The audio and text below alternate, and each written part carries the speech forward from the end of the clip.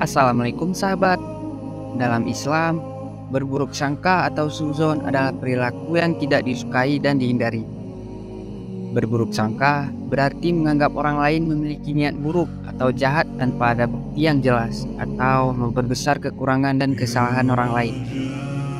Allah Subhanahu wa Ta'ala dalam Al-Quran menyatakan, Ya ayyuhalladzina amanu ijtanibu katsiran minadh-dhanni inna ba'dadh-dhanni itsm wa la tajassasu wa la yaghtab ba'dukum ba'dhan ayuhibbu ahadukum an ya'kula lahma akhihi maytan فكرهتموه واتقوا الله إن الله تواب رحيم. Hai orang-orang yang beriman, jauhilah kebanyakan prasangka atau kecurigaan, karena sebagian dari prasangka itu dosa. Dan janganlah mencari-cari keburukan orang, dan janganlah menggunjingkan satu sama lain. Adakah seorang di antara kamu yang suka memakan daging saudaranya yang sudah mati? Maka tentulah kamu merasa jijik kepadanya. Dan bertakwalah kepada Allah. Sesungguhnya Allah Maha Penerima Taubat lagi Maha Penyayang. Al-Quran Surah Al-Hujurat ayat 12. Dari ayat di atas dapat disimpulkan bahwa berburuk sangka merupakan tindakan yang melanggar prinsip-prinsip Islam, yaitu keadilan, kesopanan, kebersihan, hati, dan akhlak yang baik.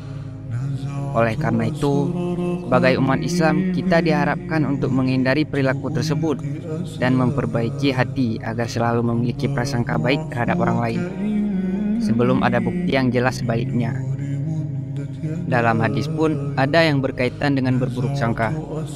Di antaranya dari Abu Hurairah radhiyallahu anhu, Nabi SAW bersabda, jauhilah prasangka, karena prasangka adalah ucapan yang paling dusta.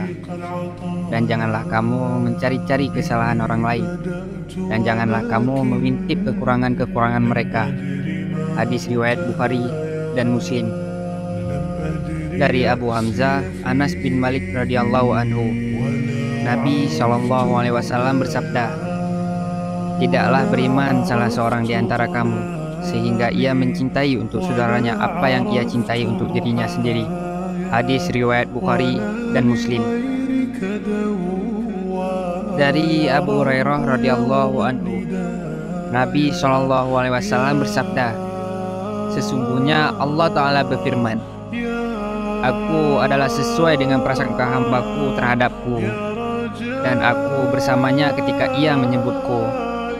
Maka jika ia menyebutku di dalam dirinya, aku pun menyebutnya di dalam diriku.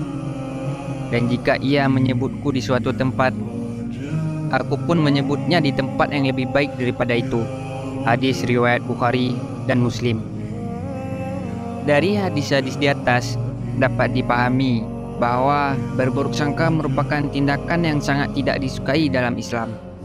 Sebaliknya, kita diharapkan untuk selalu berprasangka baik terhadap sesama, mencintai orang lain seperti mencintai diri sendiri, dan menghindari mencari kesalahan atau kekurangan orang lain. Salah satu kisah Nabi yang terkenal tentang berburuk sangka adalah kisah yang melibatkan Nabi Yusuf alaihissalam. Kisah ini terdapat dalam Al-Quran Surah Yusuf ayat 12 sampai dengan 15. Dalam kisah tersebut, Nabi Yusuf alaihissalam digosipkan oleh saudara-saudaranya bahwa ayah mereka lebih menyayangi Nabi Yusuf daripada mereka. Gosip tersebut membuat mereka iri hati dan berburuk sangka terhadap Nabi Yusuf.